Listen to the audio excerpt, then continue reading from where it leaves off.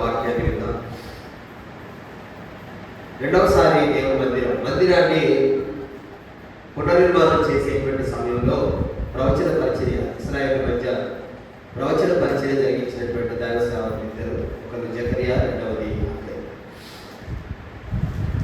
ఈ జకరియా చాలా అద్భుతమైనటువంటి ప్రవచనాలు చెప్పినట్టుగా మనం చూస్తాం. క్రీస్తుకు ముందు 550 సంవత్సరాల నాడు వారు ప్రవచన పరిచయం జరిగించారు. ఇక్కడ యేసు ప్రభు వారు గాడిద పిల్ల మీద కూర్చొని యెరూషలేముకు వస్తాడు అనేటువంటి ఈ విషయాన్ని ఆయన పరిశుద్ధాత్మ వలన 550 సంవత్సరాల ముందుగా ఆయన దేవుని ఆత్మ వలన యేసు ప్రభు గాడిద పిల్ల మీద కూర్చొని యెరూషలేముకు వచ్చేటువంటి రోజు. ఆ విషయాన్ని జకరియా ప్రవచిస్తున్నాడు. దానియేలు గ్రంథంలో 9వ అధ్యాయము 25వ వచనం చూసినట్లయితే, యెరూషలేమును మరలా కట్టించవచ్చును అనేటువంటి ఆజ్ఞ బయలుదేరి మొదలుకొని అభిషిక్తులకు అధిపతి వచ్చు వరకు 7 వారములు పట్టునని స్పష్టంగా తెలుసుకొని గ్రహించుకున్నారు. యెరూషలేమును మరలా కట్టించవచ్చు అనే ఆజ్ఞ క్రీస్తుకు ముందు 445వ సంవత్సరం మార్చి నెల 14వ తారీఖున ఆ యొక్క ఆజ్ఞ జారీ చేయాలి. రాజుని అంతా హర్షిస్తారు. యెరూషలేమును రీబిల్డ్ చేసుకోండి, మరలా కట్టుకోండి అనేటువంటి ఆజ్ఞ జారీ చేశారు.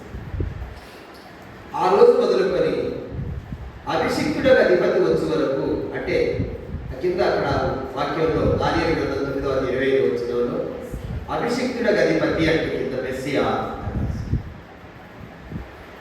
అంటే ప్రభు అయిన యేసుక్రీస్తు వారు భూమి జీవించిన 33 సంవత్సరాల కాలంలో 30 సంవత్సరాలు ఆయన గలిలయలోని నజరేతులో గృహస్థ జీవితం జీవించినాడు.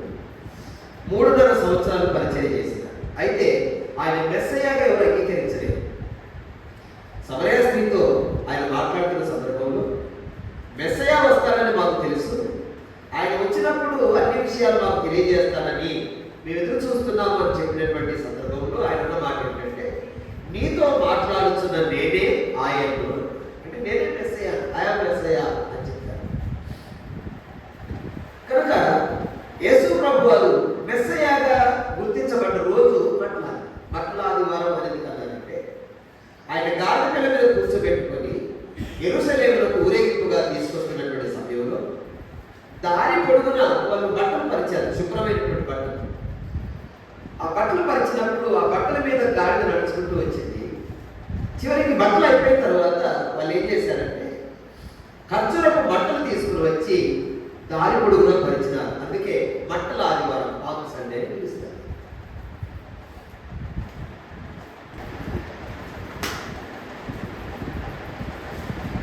అందులో ఎంతో మంచి సందేశం మనకు కనబడుతుంది. ప్రభువైన యేసుక్రీస్తు వారు శనివారం వచ్చాడు. ఆయన బాగా వినండి, శని, ఆది, సోమం 3 దినాలు ఆయన వచ్చినట్టుగా చూస్తాం. యెరూషలేముకి ఒకసారిగా 3 సార్లు వచ్చాడు. మార్క్స్ వార్తలో 11వ అధ్యాయం 19వ వచనంలో ఇలా రాయబడి ఉంది. మీరు ఒకసారి చూడండి. మార్క్స్ వార్త 11వ అధ్యాయం 19వ వచనం. సాయంకాలమైనప్పుడు ఆయన పట్టణంలో నుండి బయలుదేరి అన్నాడు. సాయంకాలమైనప్పుడు అంటే అర్థం ఏంటంటే సబ్బాతు ప్రారంభించినటువంటి రోజు, దినములకు ఆరంభం. ఈ యూదుల యొక్క క్యాలెండర్ ఎలా ఉందంటే అస్తమయము ఉదయం కలిగినప్పుడు ఒక దినముగా లెక్కేసుకుంటారు. కనుక సబ్బాత్ అనేటువంటిది శుక్రవారం సాయంకాలం మొదలుకొని శనివారం పూర్తయ్యేదాకా ఉంటుంది. కనుక సబ్బాత్ ఎంటర్ అయినటువంటి టైం వచ్చేసరికి ఏ పని చేయకూడదు కనుక ఆయన ఏం చేసిన వెళ్ళిపోయారు. అయితే యేసుక్రీస్తు వారు విశ్రాంతి దినాన్ని పాటించలేదు. విశ్రాంతి దినమునే ఆయన అద్భుతాలు సూచక్రియలు చేసినారు. పైగా వాళ్ళు పరిసయ్యులు శాస్త్రమైన మీద నేరం మోపుతూ మాట్లాడిన సందర్భంలో మీ విశ్రాంతి దినమున మీ ఎద్దైనా మీ గాడిదైనా ఒక గుట్టలో పడిపోతే మీరు తీసుకోరా, ఒక గొయ్యిలో పడిపోయింది అనుకోండి, మీరు తీస్తారా తీయరా అని అడిగారు. ఆయన విశ్రాంతి దినములు వీరుట మాత్రమే కాక విశ్రాంతి దినములకు ఆయన ప్రభువై ఉన్నారని చెప్పారు. 7th డే, ఈరోజు 7th డే అడ్వెంటిస్ట్ యొక్క సిద్ధాంతం ఏంటంటే, మరి 10 కమాండ్మెంట్స్ ఉన్నాయి. నిర్గమకాండం 20వ అధ్యాయంలో దేవుడు మోషే ద్వారా సినాయి కొండ మీద 10 ఆజ్ఞలు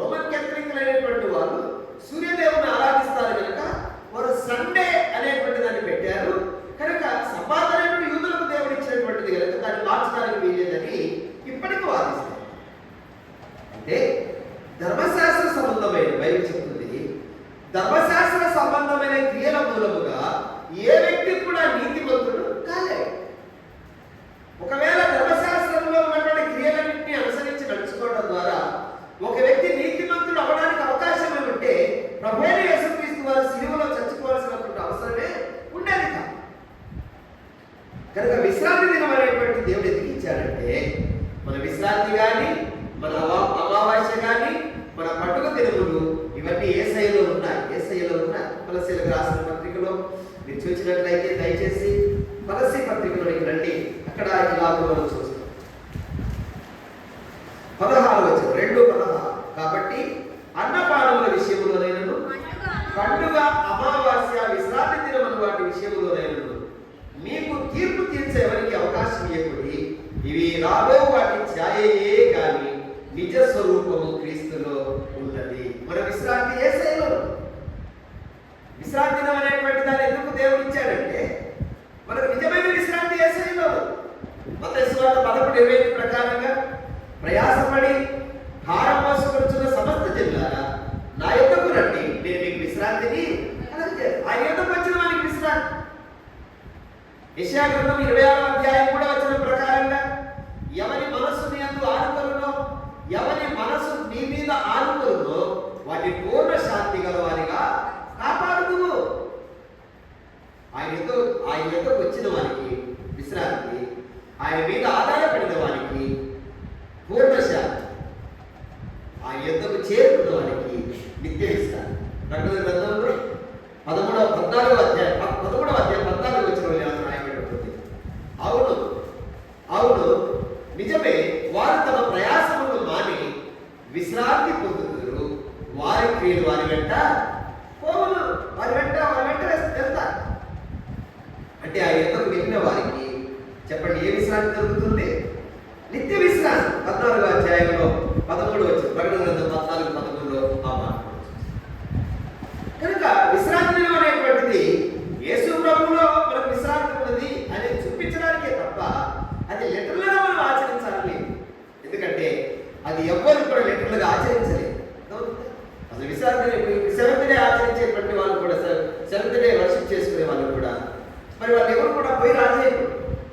విశ్రాంతి దినంలో బరువులు ఎత్తకూడదు. విశ్రాంతి దినంలో నడవదగినంత దూరమే ప్రయాణాలు చేయకూడదు. విశ్రాంతి దినం అనేటువంటిది అది ఎవరు నెరవేర్చారు. అందుకే మన మీద భారముగా, అంటే మనం ఎంత చేసినా కూడా రుణంగా ఉంటుంది, మన మీద బరువుగానే ఉంటుంది. అది పూర్తి చేయలేము మనం. అందుకే మన మీద భారముగాను రుణముగా ఉన్న విధి రూపకమైనటువంటి ఆజ్ఞలు కలిగినటువంటి ఆ ధర్మశాస్త్రాన్ని ప్రభువైన యేసుక్రీస్తు వారు ఆయన దాని మీద ఉన్న చేవ్రాతను ఆయన తుడిచివేసి ఆయన మన మీద లేకుండా ఎత్తి పడవేశారు. కనుక ప్రభునందు ప్రియులారా, ఇప్పుడు మనం విశ్రాంతి దినాన్ని పాటించాల్సినటువంటి అవసరము లేదు. మనకు కొత్త నిబంధన సంఘం ఆదివారం ఆరాధన. అదవుతుందా? రొట్టె ఇచ్చింది ఆదివారం. అపొస్తలుల కార్యం 20వ అధ్యాయంలో వారు వారం నుంచి అక్కడ వెయిట్ చేశారు. ఆదివారం వచ్చినప్పుడు అందరూ కూడా రొట్టె, ఆదివారం వచ్చినప్పుడు చందా పోగు చేశారు. ఆదివారం వచ్చినప్పుడు సంఘముగా కూడు. లేవీ కాండం 23వ అధ్యాయంలో ఆ విషయం మనం చూడగలం. ఆదివారం రోజున వాళ్ళందరూ సంఘముగా కూడు. మంచిది. ఇక్కడ ప్రభువైన యేసుక్రీస్తు వారు బట్టలాదివారం రోజున గాడిద పీడ మీద కూర్చొని యెరూషలేముకు వచ్చారు. గాడిద మీద ఎందుకు వచ్చాడు ఆయన? గుర్రము, బాగా వినండి, గుర్రము యుద్ధానికి గాడిద సాదృశ్యం. గాడిద పిల్ల మీద ఎవరు కూర్చొని వస్తున్నారంటే సమాధానం, శాంతిని కోరుకొని వస్తున్నారు అని. యెరూషలేములో ఉన్న వారందరికీ సమాధానాన్ని ప్రకటించి శాంతిని మన కొరకు గాడిద పిల్ల మీద వచ్చాడు ఆయన. నీ రాజు సాత్వికుడై, దీనుడై, రక్షణ గలవాడుగా, భారవాహకమైన పశువు పిల్ల గాడిద పిల్లనెక్కి నీ యొద్దకు వస్తున్నాడు. సీయోను కుమారి ఉల్లసించు, యెరూషలేము కుమారి నువ్వు సంతోషంగా ఉండమని చెప్పి ప్రవచనం చెప్పారు జకర్యా. ప్రభువైన యేసుక్రీస్తు వారు రాజుగా యెరూషలేముకు వచ్చారు. ఎలా వచ్చాడు? రాజుగా వచ్చాడు. ఆయన మట్లాది వారి రోజున 3 విధాలైన పరిచయం చేశారు. మట్లాది ఇక్కడ పెట్టిన కిటికీలో పెట్టారు. మట్లాది వారి రోజున 3 విధాలైనటువంటి పరిచయం చేశారు. ఆయన రాజుగా, యాజకుడుగా, ప్రవక్తగా పరిచయం చేశారు. మీరు ఒకసారి చూడండి మత్తయి సువార్త 21వ అధ్యాయం రెండవ వచనం, మీ ఎదుట ఉన్న గ్రామమునకు వెల్లుడి, వెళ్ళగానే కట్టబడి ఉన్న ఒక గాడిద, దానితో ఉన్నటువంటి గాడిద పిల్ల మీకు కనబడదు, వాటిని విప్పి నా యొద్దకు తోలుకొని రండి. ఇది కమాండింగ్. రాజులు ఎప్పుడైనా కూడా ఆజ్ఞాపిస్తారు, కమాండింగ్ చేస్తారు. రాజులు ప్రజలను, సేవకులను, తన చేతి కింద ఉన్నటువంటి వ్యక్తులను బతిలాడుకోరు. ఎవడు అరే అయ్యా, అరే మమ్మగా అయ్యా, అరే కొద్దిగా ఎల్లండ్రా, అరే కొద్దిగా కట్లు ఇవ్వండిరా, మరి దండం పెడితే తోలుకోండి అన్నాడు. రాజు రాజు కమాండింగ్, ఆయన రాజు. పిలాతు అడిగాడు, నువ్వు రాజువా? ఎస్, నీవన్నట్టు నేను రాజునే, సత్యముల గురించి సాక్షి ఇవ్వడానికి నేను పుట్టాను అన్నాడు. పిలాతు ఆ శిలువ మీద పై విలాసం రాయించారు, యూదుల రాజు నజరేయుడైన యేసు అని రాయించారు. INRI అని రాయించారు. INRI, ఆయన రాజు రెక్స్ అని ఉంటుంది రోమన్ అంకెల్లో. ఆయన రాజు. దేవుడి గారు గమనించండి, రాజుగా ఆజ్ఞాపించారు, కట్టబడినటువంటి గాడిని నింపబడాలని కోరుకున్నారు. దానికి ఎంతమంది యజమానులు ఉన్నారు? లూకాసు వార్తలో మనం చూస్తాం. సాధారణంగా ఒక పశువుకు యజమాని ఉంటాడు, దాన్ని కొనుక్కుంటాడు, దాని ఆంగ్లపాలను చూసుకుంటాడు. కనుక ఇంకేదైనా ఆవైనా ఏదైనా ఒక గొర్రె పిల్లైనా మేక పిల్లలు ఏదైనా మనకు కోని ఉంటాడు, దానికి ఒక యజమాని ఉంటాడు. కానీ గాడిదకు యజమాని ఉంటాడంట. దాని ఆంగ్లపాలన లేదు, దాన్ని సరిగా చూసుకునేవారు లేరు. అది ఎక్కడుందంటే వీధిలో, ఇంటి తలవాకిట్లో, వీధిలో బయట కట్టబడి ఉందంటారు. అంటే అది ఉన్నటువంటి లొకేషన్ బట్టి దానికి సరైన పోషణ లేదు, షెల్టర్ లేదు, సరైన ఆశ్రయం లేదు, అలాగా నిరాధారమైన పరిస్థితిలో ఉంది. అలాంటి గాడిదను ఆయన కోరుకున్నాడు. దేవుని స్తోత్రం చెప్పండి, హల్లెలూయా. కట్టబడినటువంటి గాడిద. దేవుడు బిడ్డలారా, ఈనాడు మరి ఆ గాడిద ఆ స్థానంలో మనం ఉన్నా, మనం కూడా ఒకప్పుడు పాపము కట్టు చేత కట్టబడి ఉన్నా, పట్టబడి ఉన్నాం. మనం సైతాను మనని కట్టి పడవేశాడు. బైబిల్ రాసి ఉంది, సీయోను కుమారి మెడకట్లు విప్పుకొనమని రాసి ఉంది. యెషయా 52వ అధ్యాయంలో సీయోను కుమారి నీ మెడకట్లు విప్పుకో అంటే దాని అర్థం ఏంటంటే, సంఘములో ఎవరైతే వారి కట్లున్నాయో వాళ్ళ కట్లు వాళ్ళే విప్పుకో. లోకంలో సాధారణ చేత కట్టబడినటువంటి వారు ఉన్నారు చూసారా, వాళ్ళని మాత్రం సువార్త చెప్పి మనం విప్పాలి. మనం విప్పిదాకా వాళ్ళ కట్టుకో. మీకు అర్థమైందా? సంఘంలో ఉన్నటువంటి వారు ఎవరి కట్లు వాళ్ళే విప్పేసుకోవాలి. లోకంలో దేవునికి వెలుపల జీవిస్తున్నటువంటి వారికి ఏవైతే కట్లున్నాయో, దుర్మార్గులు కట్టిన కట్లున్నా, లాజరు కట్లున్నా, కట్టుకు చాలా బలం ఉంటుందండి. కుల కట్లు, మత కట్లు, ఆచారాల కట్లు, సాంప్రదాయాల కట్లు. అబ్బా, ఎంత ప్రార్థనకు వచ్చినా, మందిరానికి వచ్చినా ఆచారాలు పోవు, అయ్యా కట్టనే ఉంటుంది. ఆచారాలు, సాంప్రదాయాలు, వారాలు, వర్జాలు, మంచి రోజు, చెడు రోజు, అమావాస్యలు, లేకపోతే ఇవన్నీ కూడా అవి బాగా జీవించుకుపోయిన ఒక్కళ్ళు కట్టు, ఆ కట్టు కడతారు, ఆ కట్టు పాలు కట్టే. విచిత్రం ఏంటంటే కట్టు ఎంత బలమైందంటే మరణం కంటే బలమైంది ఆ కట్టు. యేసయ్య లాజరు సమాధి దగ్గరికి వచ్చారు, లాజరు బయటకు రా. వెంటనే చనిపోయిన వాడు ప్రేత వస్త్రముల చేత చుట్టబడిన వాడై వాడు వెలుగులోకి వచ్చినాడని రాసింది. లాజరు చచ్చిపోయిన బయటకు వచ్చాడు. యేసయ్య అన్నాడు, వారి కట్లు విప్పిపోనియండి. యోహాను సువార్త 11వ అధ్యాయంలో వారి కట్లు విప్పిపోనియండి అంటే ఏం లాజరు బయటికి రానప్పుడు చచ్చిపోయినా లేచాడు కదా, కానీ ఆ కట్లు వాళ్ళే. ఆ ఎవడు కట్టాడో వాడికి మీకు అర్థమైందండి?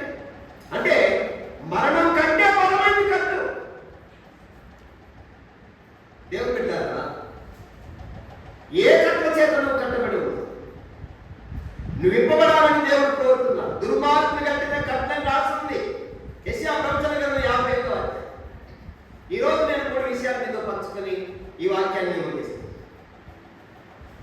నంబర్ 1, మట్టలాది వారం రోజున ఆయన ఆజ్ఞాపించినటువంటి రాజుగా మనకు కనబడతాడు. ఇర్మియా గ్రంథంలో 10వ అధ్యాయం 10వ వచనంలో యెహోవాయే దేవుడు, చదవండి దయచేసి. ఇర్మియా గ్రంథం 10వ అధ్యాయం 10వ వచనం.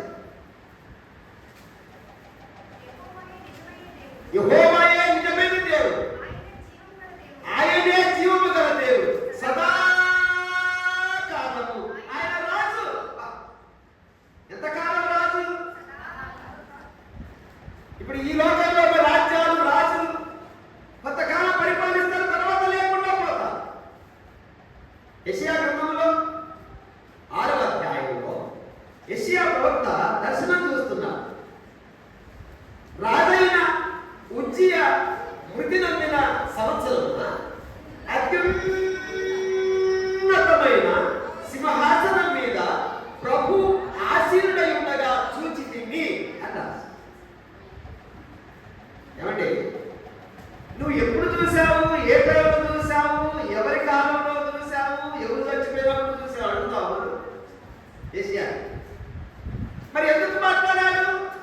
అసలు బైబిల్ ఎంత అద్భుతంగా రాయబడిందంటే దేవుడు పుస్తకం ఇది, దేవుడే రాయించాడు కనుక చాలా బాగుంటుంది బైబిల్ రచనా శైలి. బైబిల్లో ఉన్న ప్రతి మాట ఎంత బాగుంటుందో. రాజైన ఉజ్జియా మృతి నొందిన సంవత్సరం. ఉజ్జియా, యోతాము, ఆహాజు, హిజ్కియా వీళ్ళందరూ యూదా రాజులు. ఉజ్జియా మృతి నొందిన సంవత్సరం అంటే రాజులు చచ్చిపోతారు, రాజ్యాలు కూలిపోతాయి, కానీ యేసయ్య మాత్రం ఎప్పుడు చనిపోయేవాడు కాదు. ఆయన రాజ్యం ఎప్పటికీ ఉండదని చెప్పాడు అక్కడ అర్థం. రాజైన ఉజ్జియా మృతి నొందిన సంవత్సరమున అత్యున్నతమైన సింహాసనం మీద ప్రభువు ఆసీనుడై ఉండగా చూచారు. అంటే ఆయన సింహాసనం ఎంత పెద్దది? ఈ లోకంలో ఉన్నటువంటి అన్ని సింహాసనాల కంటే పెద్ద సింహాసనం ఆయనకు ఉన్నది. హల్లెలూయా. దానియేలు గ్రంథంలో చూస్తాం 7వ అధ్యాయంలో, ఇంకను సింహాసనమును వేగ చూచితిని, మహారుద్రుడొకడు ఆ సింహాసనం మీద కూర్చొని ఉన్నాడు. అప్పుడు తీర్పు తీరుస్తబడుతుంది. ఆ దానియేలు గ్రంథం 7వ అధ్యాయంలో ధవల సింహాసనము తీర్పును గురించిన ప్రవచనం. యేసయ్య గొప్ప రాజు, గొప్ప ఆయన రాజుగా ఆజ్ఞాపించారు. మీరు వెళ్ళండి, మీ ఎదుట ఉన్న గ్రామములకు వెళ్ళండి. మీరు అందులో ప్రవేశించగానే కట్టమని ఉన్నటువంటి ఒక గాడిద పిల్ల మీకు కనబడుతుంది. దాన్ని విప్పి తోలుకండి. ఎందుకు విప్పుతున్నారు అని ఎవరైనా అడిగితే ఇది ప్రభువు కావాలని చెప్పండి, వెంటనే వాళ్ళు తోలు పంపిస్తారు అన్నారు. అంటే గాడిద ప్రభు కావాలి. కట్టబడిన గాడిద చెప్పండి ఎవరు కావాలి? ప్రభు కోరుకుంటున్నాడు. నిర్గమకాండము 13వ అధ్యాయము 13వ వచనం. నిర్గమకాండము 13వ ప్రతి గాడిద తొలి పిల్లను వెలయించి విడిపించి దానికి మారుగా గొర్రె పిల్లను ప్రతిష్ఠింపవలెను. అట్లు దాన్ని విడిపించని ఎడల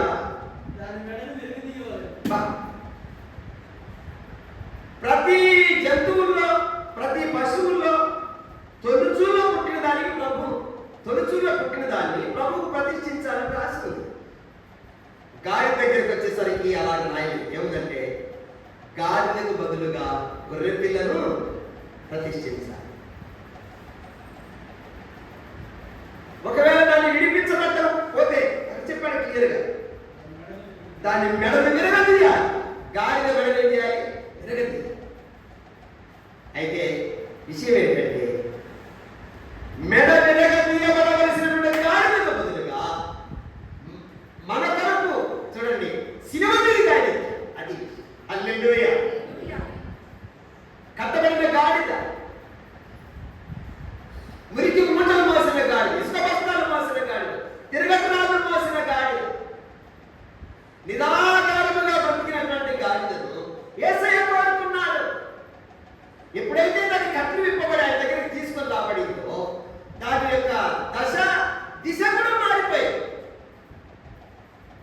ఎప్పుడు మురికి మూటలు, ఆ ఇసుక బస్తాలు, ఆ తిరగట్రాళ్ళు, ఈ బరువులు మోసుకుంటూ తిరిగినటువంటి గాడి భారవాహకమైన పశువు అని రాశారు. భారవాహకమైన పశువు అంటే అర్థం ఏంటి? బరువులు మోసే గాడి. ఏంటండి గాడిద చాకరీ అంటే చాలా మంది అంటే పిల్లోడు ఎవరైనా చదువులాగా ఉన్నాడు పనిలో, మాస్టర్ ఏమని చెప్తారు? ఎరా గాడిద, అడ్డ గాడిద. అది తిట్టేటప్పుడు గాడిదని జ్ఞాపకం చేశారు. అది ఏంటండి గాడి జాకి, గాడిద మోత. ఏదో మోయాల్సి వచ్చినప్పుడు, చేయాల్సి వచ్చినప్పుడు ఏమంటారు? ఒక మాస్టర్ ఉండేవాడండి. వాళ్ళ పిల్లలందరి పుస్తకాలన్నీ తీసుకొని అక్కడి పరీక్షలు పెట్టినటువంటి చూచి రాత్రి అవన్నీ కూడా తిద్ది మార్పులు వేయడం కొరకు ఈ పిల్లలందరినీ మోసుకొని వెళ్తున్నాడు. ఎవడు ఆకదాయి పిల్లడు అన్నాడు. ఏంటి మాస్టారు గాడిదకు బరువు మోస్తున్నారు అన్నాడు. పిల్లలంతా ఎట్లయ్యారంటే గురువు భక్తి, గురువు ఏం లేదు, మాస్టర్లు కామెంట్ చేస్తుంటారు. మేము చదువుకునే రోజుల్లో మాస్టర్ అంటే ఎంత భయమో, ఎంత భక్తో. గురు పూజోత్సవం రోజున మేము ఆయన కాళ్ళు మొక్కి ఒక శాలుగా కప్పి సన్మానించి అంత చేసాం. ఇవాళ మాస్టర్లు కామెంట్ చేస్తూ తయారైపోయారు. ఏ కాలం అండి? ఆడు కామెంట్ చేశాడు, ఏంటి మాస్టర్ గాడిద బరువు మోస్తారు, గాడిద బరువు. అవును ఆయన చేసేది ఏముందిరా, ఒక గాడిద కాదు 30 గాడిదలే మోస్తాను అన్నమాట ఆయన. ఎన్ని గాడిద? దేవుని బిడ్డలారా గమనించండి, మెడమెడగా తీయబడవలసిన గాడిద దానికి బదులు యేసయ్య శిలువ మీదకి ఎక్కారు. ఆయన రాజుగా ఆజ్ఞాపిస్తున్నారు. దాన్ని బట్టి మనం నేర్చుకోవాల్సిన పాఠం ఏంటి? సమూయేలు మొదటి గ్రంథం 8వ అధ్యాయము 7-8 వచ్చిన. సమూయేలు మొదటి గ్రంథము 8వ అధ్యాయము 7-8 వచ్చిన. త్వరగా చదవండి. సమూయేలునకు సెలవిచ్చినది ఏమనగా, జనులు నీతో చెప్పిన మాటలన్నిటి ప్రకారము జరిగించును. వారు నిన్ను విసర్జింపలేదు కానీ తమ్మును ఏలకుండా నన్నే విసర్జించి ఉన్నారు. ఇక్కడ ఇశ్రాయేలీయులు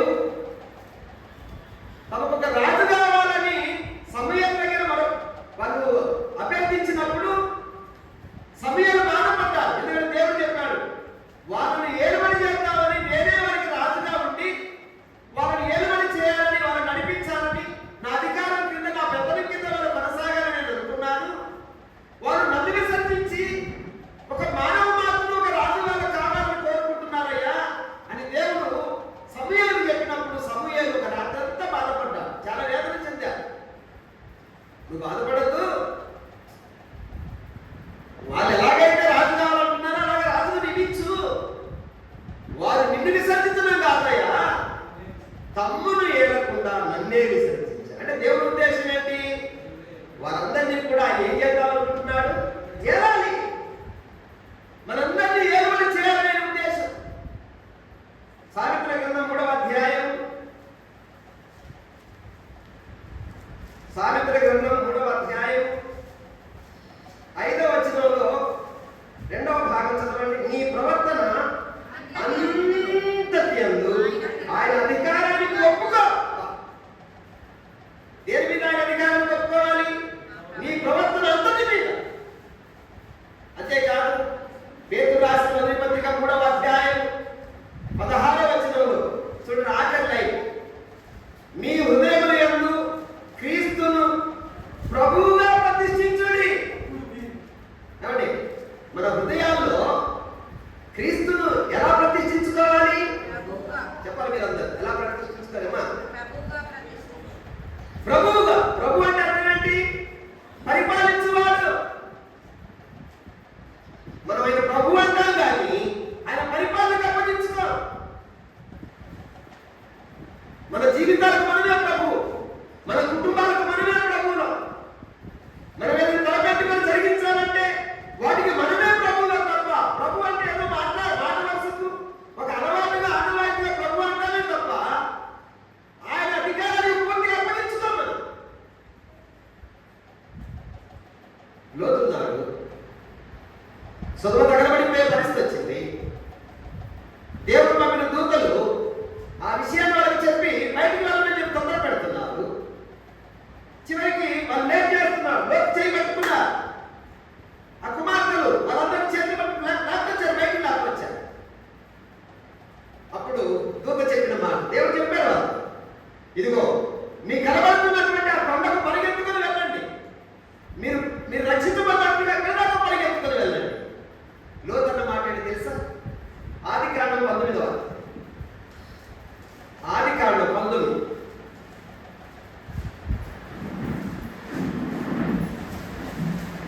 18వ వచనం. లోతు ప్రభువా అలా కాదు, ఏమండి చాలు, ప్రభువా అలాగు కాదు, నీ కటాక్షము నీ దాసుని మీదికి వచ్చినది, నా ప్రాణం రక్షించడం వల్ల నీవు నా ఇళ్ళ కనపరిచిన నీ కృపను కనపరిచితివి. నేను ఆ పర్వతానికి తప్పించుకుని పోలేను, ఈ కీడు నాకు సంభవించి చచ్చిపోవునేమో. ఇదిగో పారిపోవడానికి ఈ ఊరు సమీపంలో ఉంది, అది చిన్నది, నన్ను అక్కడికి తప్పించుకొని పోలేము, అక్కడికి వెళ్తానయ్యా. ఇక మరి ప్రభు, ఆయన ప్రభు ఏంటి, ఈయన ప్రజ ఏంటి? ప్రభు అంటే అర్థం ఏంటి? పరిపాలించువా, నువ్వేం చెప్తాను నేను చేస్తా, ఆజ్ఞాపించు, చిత్తం మహాప్రభు అనాలి. ఎల్లో ఆ కొండలాగా పరిగెత్తుకుని ప్రభువా అన్నాడు. అలా కాదు, అట్లా కుదరదు. రూపాంతరం కొండ మీద పేతున్నట్ట, ప్రభువా మనం ఇక్కడ ఉండడం మంచిది, నీకొకటి మోసేకొకటి ఏలియాకొకటి 3 పరమేశాలను కడతామయ్యా, ఇక్కడే ఉండడం మంచిది అంటే అక్కడ ఉండడం మంచిదో చెడ్డదా ఇది తెలవదా? వీడు యేసుకుని తెలవదన్నా. అట్లాగా పేతురు ఇక్కడే ఉండడం మంచిదా, అట్లాగా అంటాడా? అసలు మనం ఎట్లా ఉంటామంటే మనమే గొప్పలుగా. అది మన ప్రార్థనలో కూడా చూడండి, ఆయన మనకు ఒక పెద్ద పాలేరు అయినట్టు, మన ఇంట్లో ఒక చపరాసి అయినట్టు, ఒక దాసి అయినట్టు, ఒక ప్యూన్ అయినట్టు అన్ని అవి చెప్తాయి.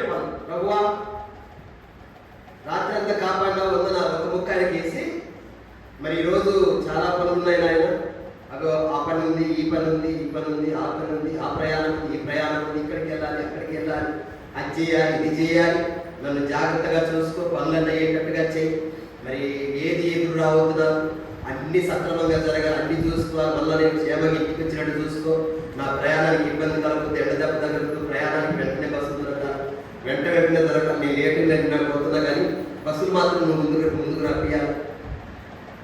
మొత్తం ఆయనకి ఏంటో పనులప్ప చెప్పడం. మరి పడక దగ్గరికి వచ్చి, ప్రభువా ఈ రాత్రి పడుకుంటున్నాను, నన్ను జాగ్రత్తగా చూసుకోను, దూతలు విలువ పాపల పెట్టు, తెల్లవారు జాగ్రత్త చూసుకో, చెడ్డకలు రావుతున్నారు జాగ్రత్త, మళ్ళా పొద్దుటే లేపు నాయన అంటే ఎన్ని అంటే బతుకులు అనమాట. అయితే ఆజ్ఞలు మనం వస్తా పదపదం అట్లాగే నాయన, సరే దూతలు పంపిస్తే ఎంత నలుగురు పంపాలా, ఎంత ఇద్దరు ఎక్కడ పంపుతారు, 4 పక్కన పెట్టమంటారు అని అన్ని చెప్పి చేయాలి. ఆయన రాజుగా ఉండాలని కోరుకుంటున్నాను. 45వ కీర్తనలో 11వ వచనం చూడండి దయచేసి. 45వ కీర్తన 11వ వచనం. ఈ రాజు నీ ప్రభు, అతడు నీ సౌందర్యమును కోరినవాడు, అతనికి నమస్కరించును. ఈ రాజు నీ ప్రభు. మన నవీన్ పగడాల గారు ఆయన ఎక్కువ ఈ పదం వాడేవాడండి. నీ రాజు, యువర్ కింగ్. అసలు భలే మాట్లాడుతుందండి, నవ్వుతూ మాట్లాడతాడు, ఎంత చక్కగా.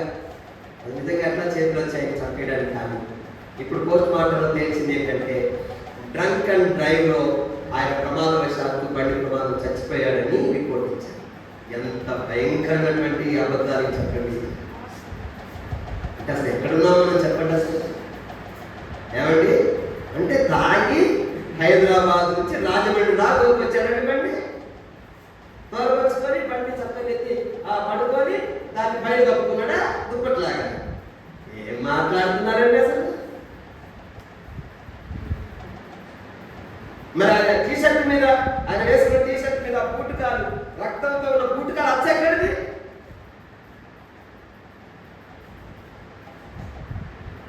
అసలు ఏంటి, ఎక్కడున్నా వ్యవస్థలన్నింటినీ ఇంప్లిమెంట్ చేస్తారు. మొత్తం అబద్ధాలు, మోసం. అసలు ఎట్లా, అసలు మన భారతదేశంలో ఉన్నామా అనిపిస్తుంది. గల్ఫ్లో ఎలా ఉంటుంది తెలుసా? ఒక లేడీ అర్ధరాత్రి 12ంటికి 1 గంటకి చక్కటి నడుచుకుంటే వెళ్తాను. ఏదైనా ఒక ఆడకూతురు మీద అత్యాచారం జరిగినా ఏదైనా జరిగితే అందరు చూస్తున్న గుర్తిస్తారు. అసలు భారతదేశంలో నేరస్తులందరికీ మంచి లైసెన్స్ ఉంది. ఏముంటుంది అని అంటాడు, నీ రాజు, యువర్ కింగ్,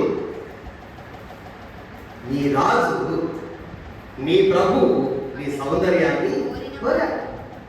అతనికి నువ్వేం చేయాలి? సౌందర్యం కోరడం అంటే అర్థం ఏంటంటే అందం మోసకరం, సౌందర్యం బంగారు నగలు పెట్టుకున్నట్టు, మిగుల వెలగల వస్త్రములు ధరించుకున్నట్టు, అను వెలపటి అలంకారము స్త్రీ అలంకారముగా ఉండక సాధువైనట్టి, మృదువైనట్టి, గుణమనే అక్షయ అలంకారము స్త్రీలకు అలంకారముగా ఉండవలను. శారా తన యజమానుడికి లోబడి ఉండట చేత ఆమె అక్షయమైన అలంకారం ధరించుకొని ఉన్నది. శారా తన యజమానుడైనటువంటి అబ్రహామును యజమానుడా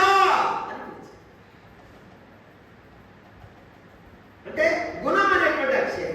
ఈరోజు మరి స్త్రీలు మీ భర్తను యజమానుడా అంటున్నారండి. ఏమంటే వాళ్ళు గారు అంటారా?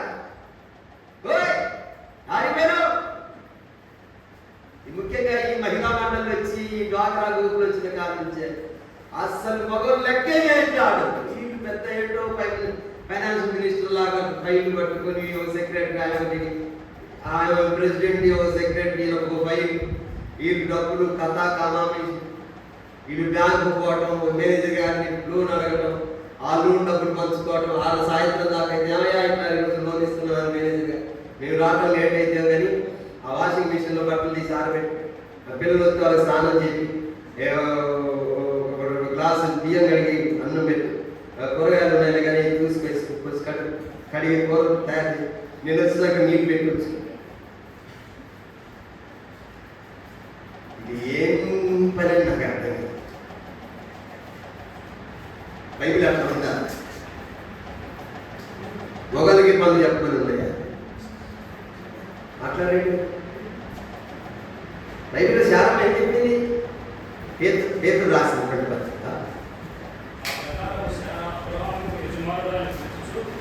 సత్యనారాయణ తీసే ఉంచాడు. దేవునికి స్తోత్రం. హల్లెలూయా.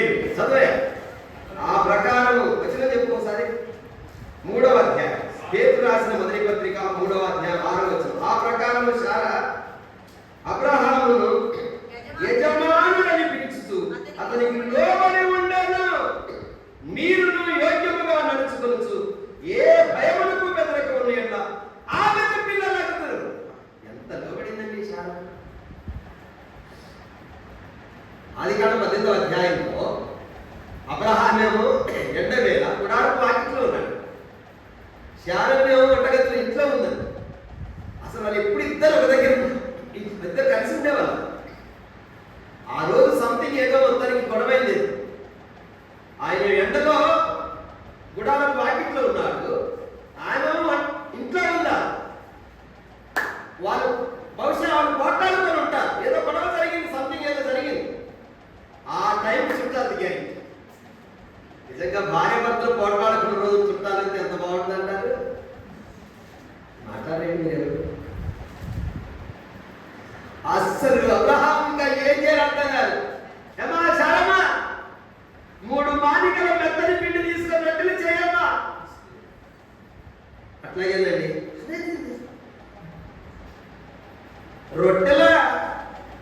రొట్టెలు చేస్తా 3 మానికలు మళ్ళీ చేయించుకో. ఎవరితోనైనా ఏమన్నా ఇప్పుడు దాకా అప్పు చెప్పలేదు ఆమె. ఏం మాట్లాడలేదండి. చదువుకోండి అక్కడ ఆదికాండం 18వ అధ్యాయం. 3 మానికలు మెత్తని పిండితో, 3 మానికలు అంటే 6 కేజీల పిండితో రొట్టెలు చేసిందండి. ఎంత పనివంత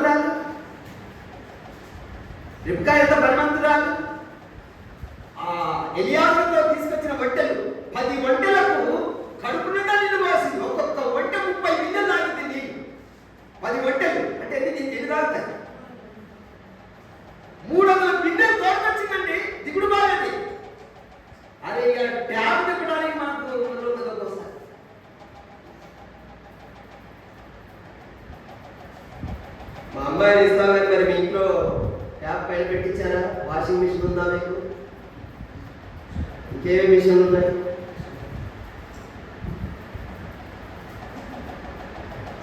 దేవుడు బిడ్డారా, యజమానుడా అని సంబోధించింది. యేసు ప్రభు మనకు రాజుగా ప్రభువుగా ఉండాలని కోరుకుంటున్నాం. మన హృదయాల్లో ఆయన ప్రభువుగా ప్రతిష్ఠ చేసుకుందాం. ఆయన అధికారానికి, మన ప్రవర్తన అంతటి మీద ఆయన అధికారానికి మనం ఒప్పుకుందాం. ఆయన ఏర్పడికి మనం అప్పగించుకుందాం. ఆయన పెత్తనానికి మనం అప్పగించుకుందాం. ఆయన నాయకత్వానికి హృదయపూర్వకంగా మనం అప్పచెప్పుకుందాం. న్యాయాధిపతుల గ్రంథంలో 3 సార్లు రాయబడి ఉంటుంది, ఆ దినమునందు ఇశ్రాయేలులకు రాజు లేడు కనుక ప్రతివాడు తనకు ఇష్టమైనటువంటి త్రోవ జరిగిపోయారట, ఇష్టమైన మార్గంలోకి తిరిగిపోయారట. ఎందుకు? ఎవరు లేరు చెప్పండి? రాజు లేడు కాబట్టి, రాజు లేని రాజ్యం. మరి నీకు ఆయన రాజుగా ఉండాలని కోరుకుంటున్నాను. ఆయన ఆజ్ఞాపించిందని గైకొంటున్నావా? ఆయన కట్టుదలను అనుసరించి నడుచుకుంటున్నావా? ఆయన వాక్యాన్ని గైకొని జీవిస్తున్నావా? దేవుడికి భయపడే మనసు నీకుందా? రెండవది, ఆయన యాజకుడిగా దేవాలయాన్ని శుద్ధి చేశారు. మీరు ఒకసారి రండి, మార్క్స్ వార్త 11వ, మార్క్స్ వార్త 11వ చూసినారా?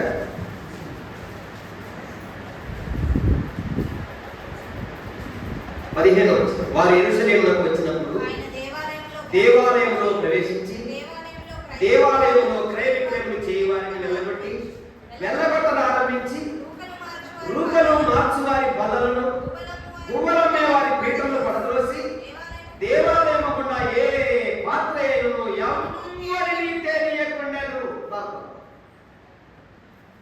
ఒక స్వార్థలో ఉంటుంది, ఆయన తాళ్లతో కొరడాలు చేశాడు. యెరూషలేము దేవాలయంలో ఆయన కొరడా తయారు చేసి కొరడా చూపించాడు. నా మందిరం ప్రార్థనా మందిరం పెడుతుంది, దాన్ని మీరు దొంగలుగా చేశారు అని చెప్పి ఆ దేవాలయంలో జరుగుతున్నటువంటి అక్రమాన్ని ఆయన తుడిగా నిరసించారు.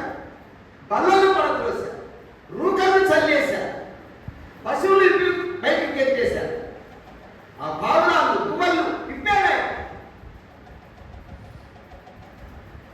ఆ సంగతిని బట్టి మనం నేర్చుకోవాల్సిన పాఠం ఏంటంటే, కొరింథీయులకు రాసిన మొదటి పత్రిక 6:19 మీ దేహం దేవుని వల్ల మీకు అనుగ్రహింపబడి మీలో ఉన్న పరిశుద్ధాత్మకు ఆలయమై ఉన్నదని మీరు ఎరగరా? ఎవడు దేవుని ఆలయమును పాడు చేయను, దేవుడు వారిని పాడు చేయను అన్నారు. కనుక పరిశుద్ధుడైన దేవునికి ఆలయముగా ఉండవలసినటువంటి మన దేహాలను బాగా వినండి, మన దేహంలో దేవునికి ఇష్టం లేని ఆయాసకరమైన ఏవైతే ఉన్నాయో వాటిని తీసేసుకోవాలి. ఆయన వాటిని పారద్రోవడానికి, బయటికి తోలడానికి అప్పగించుకోవాలి. మనం మెట్టుకు పరిశుద్ధులైన దేవునికి నివాస యోగ్యంగా మన దేహాన్ని అప్పగించుకోవాలి. బైబిల్లో రాసింది, మీరు విలువ పెట్టి కొనబడింది. అక్కడ 20వ వచనంలో చెప్పారు, మీరు విలువ పెట్టి కొనబడిన వారు కనుక మీ దేహముతో దేవుని మహిమపరచాలి. మన దేహాలతో చెప్పండి, ఏం చేయాలి? దేవుని మహిమపరచాలి. పరిశుద్ధులైన దేవుడు నివసించేటువంటి ఆలయంగా మీ దేహాలు ఉన్నాయా? నీ దేహము దేవునిది,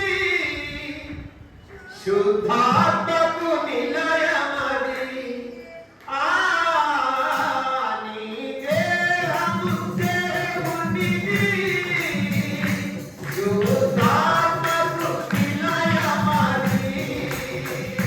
ప్రభుదాతన చేయనిదే పడగొట్టును అపవాది. నీ హృదయం ప్రభు జీవము ప్రీతమును, నీ హృదయం ప్రభు జీవము ప్రీతమును. యేసు క్రీస్తు నిన్ను పిలిచెనుగా, రావి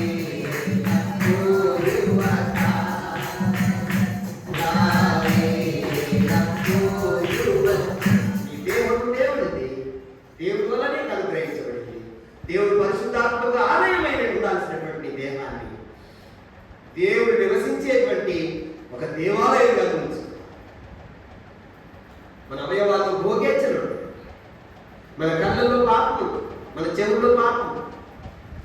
నిజంగా దేవుడు పెట్టారా బయట ఉన్నటువంటి పాపాన్ని లోపలికి తీసుకెళ్ళినటువంటి అవయవం మరి కళ్ళు, చెవులు దురోచము, చెడ్డ వార్తలు వినడానికి ఇష్టం.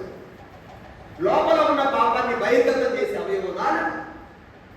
హృదయం నిండి దాన్ని బట్టి నాలుగు మాట్లాడు కనుక మన అవయవములను దుర్నీతికి సాధనాలుగా చేయకుండా నీతికి సాధనాలుగా చేసుకోవాలని బయట. హల్లెలూయా. మన దేహంలో ఉన్నటువంటి సమస్తాన్ని దేవుడికి అప్పగించు. మంగళూరు దేవదాసయ్య గారు అదే చేశారు. తనువు నాది నీకుకై తుమియు ప్రభువాని పనికి వినసి తిరుగి దినములు జనములు తీసికొని అవి నీదు వినసింపవయింపజే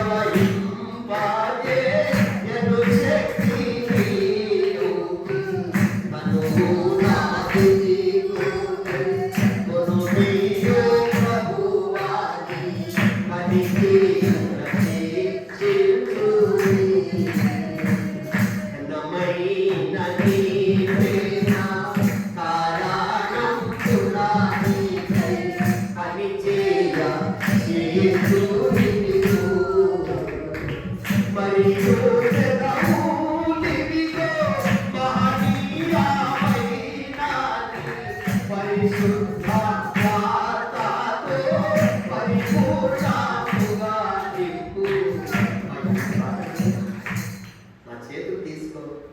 నా పెదవులు తీసుకో, నా పాదాలు పరిగెత్తి నీ సేవ చేయడానికి నా కాళ్ళు తీసుకో, నా దేహం అంతా తీసుకో, నా తనులు ఇదిగో అని ప్రభు అప్పచెప్పేసుకో. మన అవయవాలన్నీ దేవుడికి అప్పచెప్పుకుంటున్నాడు. ఎంతసేపు భయం చదవగలుగుతున్నాం, ఎంతసేపు దేవుడు మాటలు చెప్పగలుగుతున్నాం, ప్రజలకు ఎంతమంది స్వార్థం చెప్తున్నాం, ఒక రోజులో ఎంతమంది స్వార్థం చెప్పగలుగుతున్నాం. రేవంత్ గారు చెప్పారు, ఒక నిమిషానికంట ప్రపంచంలో ఒక నిమిషానికి యేసు ప్రభుని ఎరగకుండా 100 మంది చచ్చిపోతున్నారు. ఒక్క నిమిషానికి 100 మంది అంటే ఒక గంటకు 60 నిమిషాలు, ఒక రోజుకి 24 గంటలు. అబ్బా ఎంత మంది! ఒక సంవత్సరం వచ్చేసరికి ఎన్ని కోట్ల మంది చచ్చిపోతున్నారు యేసు ప్రభు నమ్మక. మనం ప్రార్థన చేయగలుగుతున్న వాళ్ళ కోసం రేవంత్ గారు ఏమన్నారు తెలుసా? నువ్వు ప్రార్థన చేయి, లేకపోతే నువ్వు చచ్చిపో. ఈ మాట అన్నాడు. నువ్వు ప్రార్థన అయినా చేయి, లేకపోతే బతకబాకు. ఎందుకు బతకాలి? చచ్చిపో అన్నా. అంటే దేవుడు కొరకు ప్రార్థన చేసే వాళ్ళ కొరకు ఉండాలని ఆయన ఉద్దేశం. దేవుడు బిడ్డలారా, మన దేహాన్ని దేవుని ఆలయంగా ఉంచున్నారు. ఆయన దేవాలయంలో జరుగుతున్న అక్రమం, ఆ వ్యాపారం, దేవుడికి ఇష్టమైన కార్యాలు తీసేసి శుద్ధి చేశాడు, దేవాలయాన్ని బాగు చేసి. అలాగే మన ఒంట్లో, మన ఇంట్లో ఆయన ఇష్టం లేకుండా ఉన్నవి ఏవైతే ఉన్నాయో అన్ని తీసేసుకోవాలా. తీసివేయడానికే కావచ్చు. ఆఖరిగా ఒక మాట చెప్పి ముగిస్తాను. మత్తయి సువార్త 20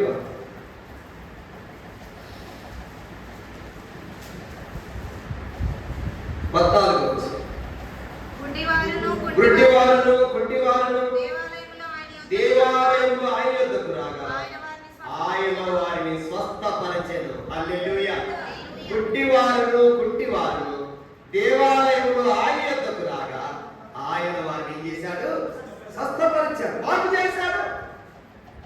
బైబిల్లో ఆయన కుంటివారికి చూపునిచ్చారు, కుంటివారు నడిచేలాగా చేశారు, భోగవాళ్ళను మాట్లాడించారు, చాలా రోగులు బాగు చేశారు, పక్షపాతం గల వారిని బాగు చేశారు, 38 సంవత్సరాల వ్యాధిగ్రస్తులను బాగు చేశారు, ఆ చచ్చిపోయిన వాళ్ళని బతికించారు. ఇవన్నీ కూడా రాయబడింది. అయితే కేవలం మనం ఆయన వల్ల స్వస్థత పొందడం వరకే అవి రాయబడి మనకు ఆధ్యాత్మికమైన స్వస్థత కలగాలని దేవుడు రాయించాడు. ఇప్పుడు పక్షపాతం గల వారిని మనసంతో ఆయన దగ్గర తీసుకొచ్చినప్పుడు, కుమారుడా నీ పాపాలు క్షమించబడ్డాయి. ఆశ్చర్యపోయింది, పాపాలు క్షమించడానికి ఇంకెక్కడ అధికారం ఉంది? ఎక్కడి నుంచి అధికారం వచ్చిందని పాపాలు క్షమించడానికి భూమి మీద నాకు అధికారం. అంటే పాపం పోకుండా రోగం పోతే ఉపయోగం లేదు. పాపం పోకుండా రోగం పోగొట్టుకుంటే లాభం లేదు. కొంతకాలం ఆరోగ్యంగా బతుకుతో మళ్ళీ చచ్చి నరకానికి వెళ్ళి. అదే పాపం పోగొట్టుకున్న రోగం పోకుండా ఈ లోకం విడిచిపెడితే దేవుని దగ్గరికి చేరుకునే అవకాశం ఉంది. హల్లెలూయా. కనుక ఆయన ముఖ్యంగా దేనికి ఇంపార్టెన్స్ ఇచ్చాడంటే పాపం క్షమించడం ముందు వ్యక్తి జీవితంలో. కనుక గుడ్డివారు అంటే అర్థం ఏంటంటే ఆధ్యాత్మిక గుడ్డివారు, దేవుని సన్నిధికి రాలేని గుడ్డితనం. దేవుని యొక్క కార్యము నీ ధర్మశాస్త్రంలో చెప్పాడు. 119వ కీర్తన 18వ చరణంలో నీ ధర్మశాస్త్రంలో ఆశ్చర్యమైన సంగతులను చూచేలాగా నా కన్నులు తెరవు అన్నా. అంటే దేవుని యొక్క వాక్యం చూడలేని కన్ను, ఆధ్యాత్మిక గుడ్డెవా, దేవుని సన్నిధికి నడవలేని గుడ్డివా, ప్రార్థన సమావేశాలకు నడవలేని గుడ్డివా. పక్షవాతం ఒక పక్క బాగుంటుంది, దేవుని విషయాలు కొన్నింట్లో బాగుంటాం, కొన్నింట్లో పడిపోయినటువంటి స్థితి మనం చేతనం లేనటువంటి స్థితిగా అచేతనంగా ఉండిపోతాం ఒక పక్క. అది ఆధ్యాత్మిక పక్షవాతం. యాకోబు పత్రికలో చెప్తారు 1వ అధ్యాయంలో, మీరు సంపూర్ణులు అనునాంగులు ఏ విషయంలోనూ పొదువలేని వారై ఉంటున్నట్లు ఓర్పు తన క్రియను కొనసాగింపని అన్నారు. అనునాంగులు అంటే అర్థం ఏంటంటే ఏ అవయవ లోపం లేనివా. అనునాంగులు వికలాంగులు అంట. అనునాంగులకు వ్యతిరేక పదం వికలాంగులు. అనునాంగులు అంటే ఏ వైద్యం లేనివాడు. మన ఆధ్యాత్మిక జీవితంలో అన్ని అవయవాలు సక్రమంగా ఉండాలి. యేసయ్య చెప్పాడు, ఆత్మ సంగములతో చెప్పుచున్నవాడు చెవిగలవాడు వినుగా. ఆధ్యాత్మిక చెవులుండా, ఆత్మదేవుని స్వరం వినగలిగే చెవులు మనకున్నా. ఆయన లేఖనములను ఆశ్చర్యకరమైన సంగతులు చూసే కన్నులు తెరవబడి, ఆయన యొక్క మందిరానికి పరిచర్యకు ఆత్మల రక్షణకు పరులంటే పాదాలు మనకు. ప్రభు సన్నిధిలో పరీక్ష చేసుకుందాం. ఆధ్యాత్మిక ఆత్మ సంబంధంగా ఏ ఆరోగ్యం మనలో ఉందో పరీక్ష చేసుకున్న ప్రభువా నన్ను బాగు చేయని దగ్గరికి రాగలిగితే ఆయన నన్ను స్వస్థపరుస్తాడు. హల్లెలూయా. ఆయన రాజు, యాజకుడు, ఆయన రాజు. ఆయన అధికారానికి లోబడదాం. మన ప్రవర్తన అంతటి మీద ఆయన అధికారాన్ని ఒప్పుకుందాం. ఆయన చెప్పినట్టు చేద్దాం. ఒక మాట చెప్పి ముగిస్తాను. నిర్గమాకాండం 40వ నిర్గమాకాండం 40వ 18వ యెహోవా మోషేకు ఆజ్ఞాపించినట్లు 20వ మరియు యెహోవా మోషేకు ఆజ్ఞాపించినట్లు 22వ మరియు యెహోవా మోషేకు ఆజ్ఞాపించినట్లు 24వ మరియు యెహోవా మోషేకు ఆజ్ఞాపించినట్లు 26వ మరియు యెహోవా మోషేకు ఆజ్ఞాపించినట్లు 28వ మరియు యెహోవా మోషేకు ఆజ్ఞాపించినట్లు 30వ యెహోవా చూడండి. మరియు యెహోవా మోషేకు ఆజ్ఞాపించినట్లు 8 సార్లు ఆయన ఏదైతే ఆజ్ఞాపించాలో ఆ ప్రకారం చేశాడు. ఆయన ఏం చెప్తే అలా చేశాడు. కొండ మీద నీ కనపరచబడిన మాదిరి చొప్పున చేయడానికి జాగ్రత్త పడమన్నారు ప్రత్యక్షకుడు. అట్లాగే చేశాడు. ఆయన తనకి ఏదైతే ఆజ్ఞాపించాలో ఆజ్ఞ ప్రకారం చేశాడు. ఆయనకి ఆజ్ఞాపించినప్పుడు మాట్లాడుతున్నావని బైబిల్లో రాసి ఉంటుంది, నీవు నా మాటలు విన్నప్పుడు నీ వెనకకు తోసివేస్తావు, నా మాట వినకపోవటమే బాల్యం నుండి నీకు వాడుక. నేను ఏం చెప్తా చేయాలి నువ్వు, అది నీకు వాడుక అయిపోయింది, అలవాటు అయిపోయింది అన్నాడు. ఆయన చెప్పినట్టు చేస్తున్నావా? ఆయన చెప్పినట్టు వింటున్నావా? ఆయన చేయమన్న పనులు చేస్తున్నావా? ఆయన చేయమన్నవే చేయవు, ఆయన చేయొద్దనే చేస్తావు ఇష్టపడి. ఎట్లా రాజవుతావు ఆయన నీకు? నేను మీతో రానంటాడు. అరణ్య యాత్రలో